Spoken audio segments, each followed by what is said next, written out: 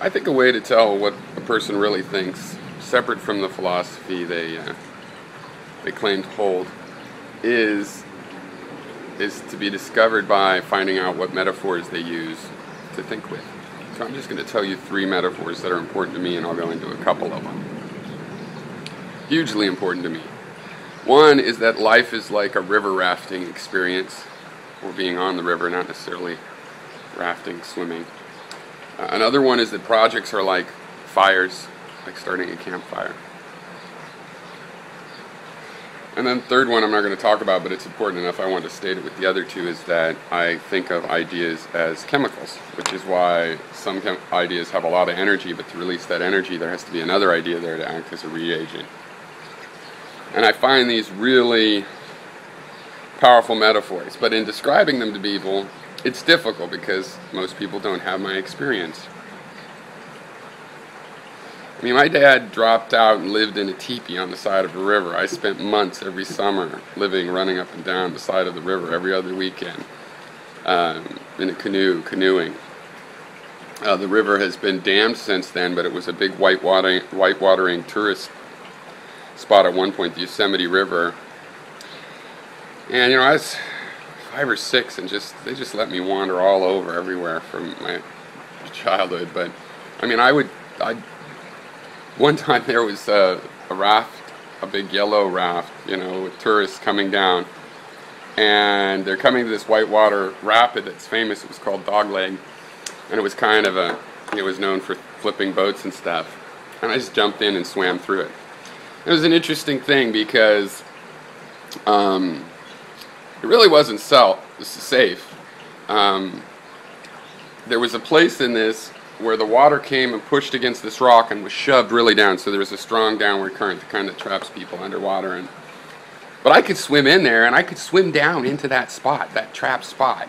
And it's just, if you were knocked off of a boat and going backwards, you might hit your head on that rock. But if I swam down there, it wasn't really that powerful. Now here in Hawaii, we have these lava tubes that have really weird shapes and very dangerous. Like a couple years ago, a kid jumps off the bridge, never comes up.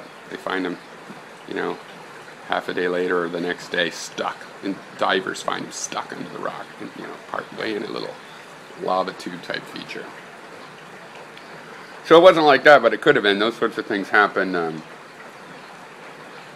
on regular streams as well. But see, what I learned about life is that when you have a difficult situation, a whitewater section of the river of life coming up, whether it's really dangerous or not for you in that actual encounter depends on how you go into it. If you go underwater, face first. That's the other thing. I always used to say, go down the rapids feet first. Yeah, if you don't really know what you're doing, do that so you break your foot, not your head. But if you don't want to break your foot or your head, it's actually safer to go head first into things knowledge-wise. But that's not river rafting advice because you don't necessarily have the experience. And if you don't know the rapid, like I knew Dogleg, it could be ill-advised. And then starting fires. I've started thousands of campfires,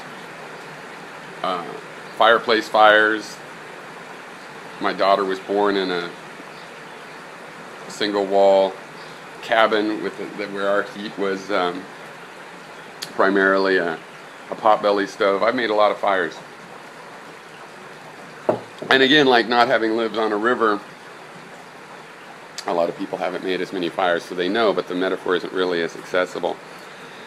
Interesting thing about a fire, see, it's for different situations, because the river, there's a certain volume, there's like a certain gallon per minute going on in a river, and when the river gets fat and deep, the speed of the whole volume of water, surface speed, drops, but the gallon per minute speed is the same. So a slow spot in the river, there's got to be a rapid coming up, because all of that water is going to go narrow at some point and speed up.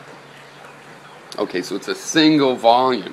The energy in that metaphor is the water, and it's a single moving volume. Whereas in fires, it's quite different. You're trying to create fire that's going to go from a small energy that's going to release a big amount of energy. So Again, preparation is huge. You have to set things up ready to burn so that when you light them, that flame doesn't go to waste.